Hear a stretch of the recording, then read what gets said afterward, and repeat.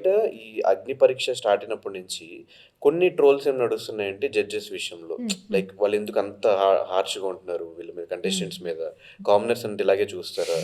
So ఇట్లా కొన్ని topics బయట నడుస్తున్నాయి, ఎందుకు అరుస్తున్నారు, ఎందుకు తిడుతున్నారు, చీప్గా మాట్లాడుతున్నారు, ఇట్లా కొన్ని పాయింట్స్ వచ్చినప్పుడు అసలు ఆ జడ్జెస్ మీతో పర్సనల్గా ఎలా ఉండేవాళ్ళు? షో అంటే మాకు చూపించింది 40 minutes ఒక ఎపిసోడ్, మీకు అది ఆల్మోస్ట్ ఒక 6 hours 7 hours షూట్ అయి ఉంటుంది.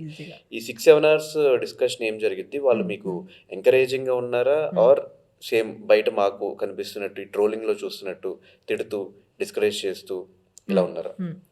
నేను చూసినంత వరకు నాకేమనిపించింది అని అంటే, తిట్టే దగ్గర తిట్టినారు, పొగిడే దగ్గర పొగిడినారు. నేను చెప్తున్నా, అక్కడ కూర్చున్న ముగ్గురు జడ్జెస్ యాక్చువల్లీ స్పీకింగ్ ఎంత కంకణం కట్టుకొని కూర్చున్నారో తెలుసా? బికాజ్ వాళ్ళు ఏదో సెలెక్ట్ చేసి లోపల పంపించేసి వాళ్ళకి బ్యాండ్ బజా భారతే, లోపల వచ్చేది సెలబ్రిటీస్. మనం అనుకుంటాం ఇక్కడ మన పర్సనల్ లైఫ్లో నేను తోపు అవ్వచ్చేమో, నా పర్సనల్ లైఫ్లో దివ్య లైఫ్లో దివ్య తోపేమో, శ్రీజ లైఫ్లో శ్రీజ తోపేమో, తెలివిగల్లా వాళ్ళే కావచ్చు వీళ్ళంతా. కానీ మనకి కెమెరా టెక్నికల్ థింగ్స్ తెలీదు.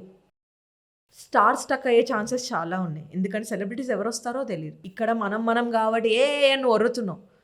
ఇప్పుడు గట్టిగా శ్రీముఖితోని నువ్వు అని చెప్పి మాట్లాడమంటే మాట్లాడగలుగుతారా? Because she's a celebrity, you get it. దాని వాటర్ పోయమంటే ఎవడు ముందుకు రాలేదు, అర్థమవుతుందా? ఇప్పుడు ఆ టాస్క్లు ఎందుకు పెట్టారు? అది ఓవర్కమ్ చేపించడానికే వాళ్ళు చాలాసార్లు ప్లాన్డ్గా హార్ష్గా ఉన్నారు మాతోనని నాకు అనిపించింది.